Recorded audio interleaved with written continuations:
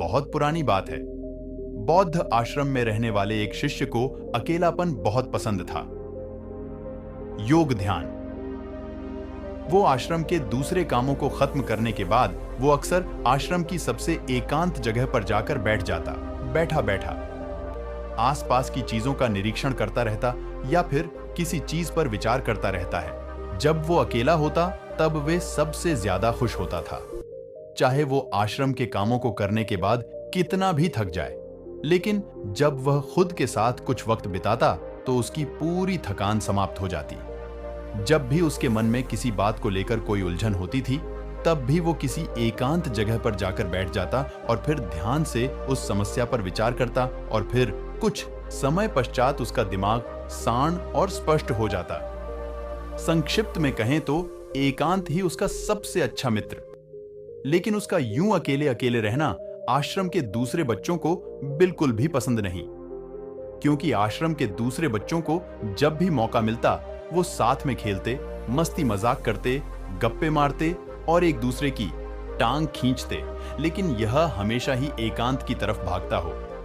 इसके केवल एक दो ही गिने चुने मित्र थे जिससे आश्रम के दूसरे बच्चे इसका मजाक बनाते हैं। इसी तरह तरह के नामों से पुकारती इसे घमंडी और सनकी तक कह दिया है। हालांकि यह दूसरे बच्चों की बातों पर ज्यादा ध्यान नहीं देता, लेकिन फिर भी कभी कभी दूसरे बच्चों की बातों और हरकतों से इसको दुख पहुंचना।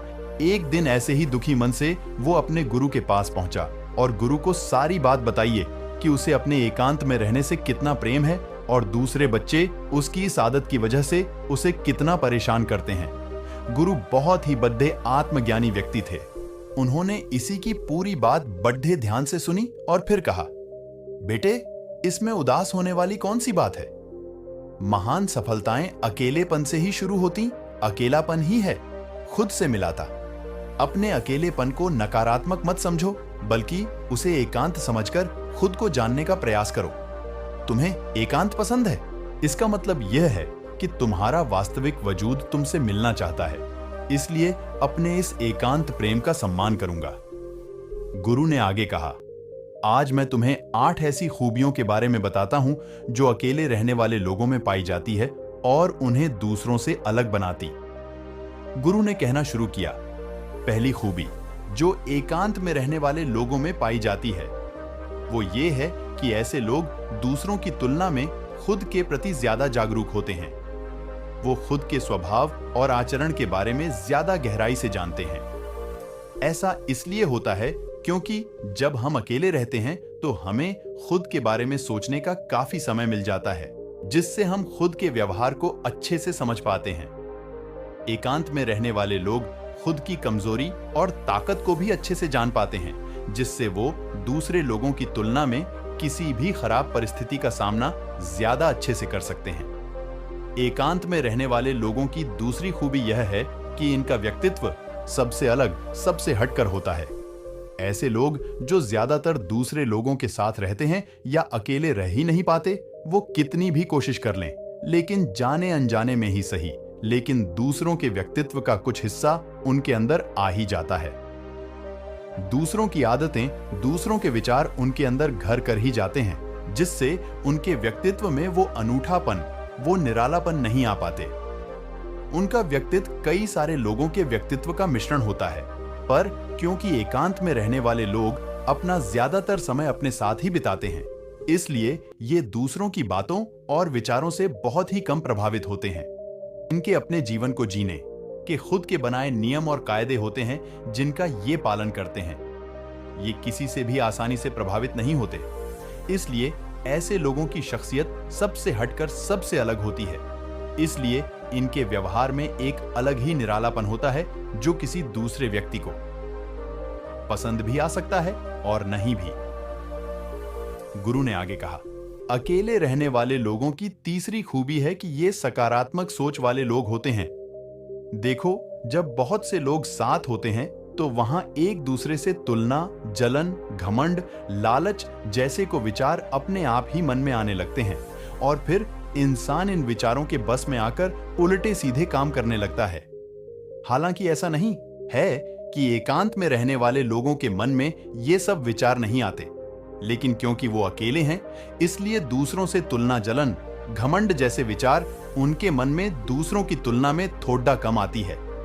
साथ ही अकेले रहने की वजह से उन्हें खुद के बारे में सोचने का ज्यादा समय मिल जाता है, जिससे वो अपने नकारात्मक विचारों को पहचान कर उन्हें कम कर सकती है, जिसके कारण ऐसे एकांत में रहने वाले लोग ज्यादा सकारात्मक होते हैं। अकेले रहने वाले लोगों की चौथी खासियत कि ये लोग ज्यादा अनुशासित और आत्मनिर्भर होते हैं, क्योंकि अकेले रहने वाले लोगों को अपने ज्यादातर काम खुद ही करने पर डरियाते हैं, इसलिए ये दूसरों की तुलना में ज्यादा आत्मनिर्भर होते हैं। साथ ही ऐसे लोगों को दूसरों का काम पसंद भी नहीं आता। ये अपना काम खुद करने पर ही भरोसा करते हैं।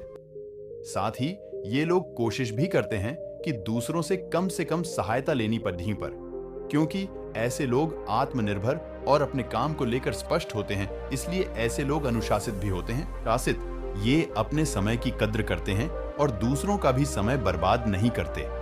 अकेले होने की वजह से ऐसे लोग एक निश्चित दिनचर्या का पालन करती हैं, जिससे ये लोग ज्यादा व्यवस्थित होते हैं और ये भी इनके अनुशासित होने का एक कारण है। गुरु ने आगे कहा, अकेले रहने वाले लोगों की पांचवी खासियत कि ये लोग किसी भी चीज के बारे में बड़ी ही गहराई से सोच सकते हैं। किसी भी चीज के बारे में बड़ी ही बारीकी से और गहराई में जाकर सोचना अकेले रहने वाले लोगों की सबसे बड़ी खासियत है। इसलिए जितनी भी लेखक, कवि और बड़े का गुरु ने आगे कहा, उन सभी को एकांत में रहना पसंद था, क्योंकि जब कोई व्यक्ति एकांत में होता है तो वो अपने अंदर की आवाज सुन पाता है। जितने भी बड़े आविष्कार हुए हैं, उन सब की शुरुआत एकांत में ही हुई थी, क्योंकि एकांत में रहकर ही किसी भी चीज के बारे में बड़ी ही बारीकी से सोचा और समझा जा सकता है।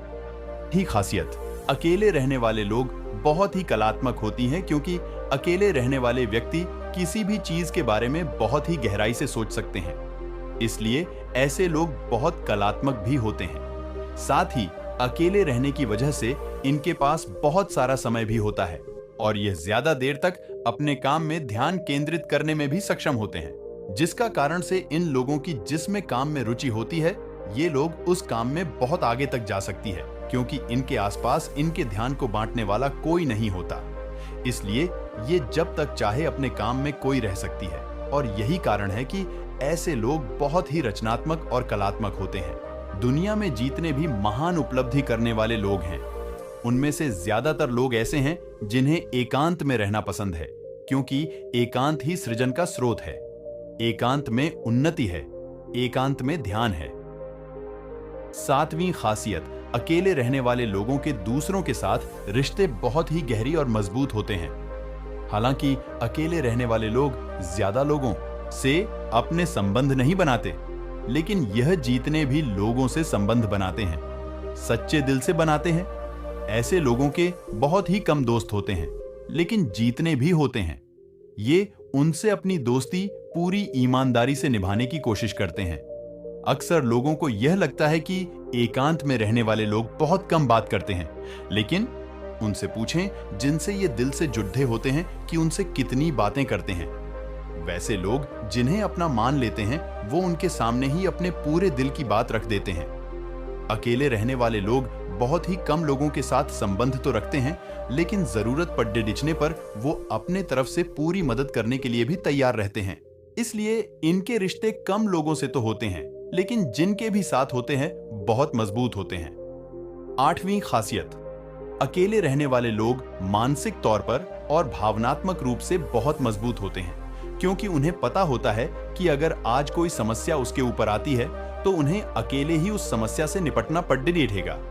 ऐसा बार बार करने से उनके अंदर खुद के प्रति विश्वास बढ़ता है, और आत्मविश्वास व आत्मसम्मान के बढ़ने से वो मानसिक और भावनात्मक तौर पर और मजबूत होते चले जाते हैं, और वो ये मानने लगते हैं कि ऐसी कोई भी समस्या नहीं है जिसे वो अपनी दृढ़ इच्छा शक्ति के दम पर हरा न सके, और यही एक सोच उन्हें दूसरों से अलग बनाती है। इतना कहने के बाद गुरु चुप हो गए तो उसी ने कहा, गुरुजी, आपकी सारी बात ठीक है, लेकिन ये कब कहा जा सकता है कि अकेलापन एक वरदान है? यह सुन गुरु ने कहा, अकेलापन हमेशा से ही एक वरदान रहा है। अगर हम उस समस्या को पूरी सकारात्मकता के साथ उपयोग कर पाए तो। क्योंकि जब हम दुनिया के लोगों के साथ होते हैं तब हम VDH का हिस्सा होते हैं, लेकिन जब हम अकेले होते हैं तब हम खुद के साथ होते हैं।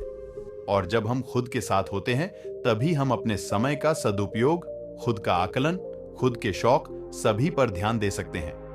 अपनी कमजोरियों पर भी काबू पा सकती है। यह ऐसा कह सकते हैं कि सच में अच्छा ई की राहों और इंसानियत की मंजिल भी पा सकते हैं।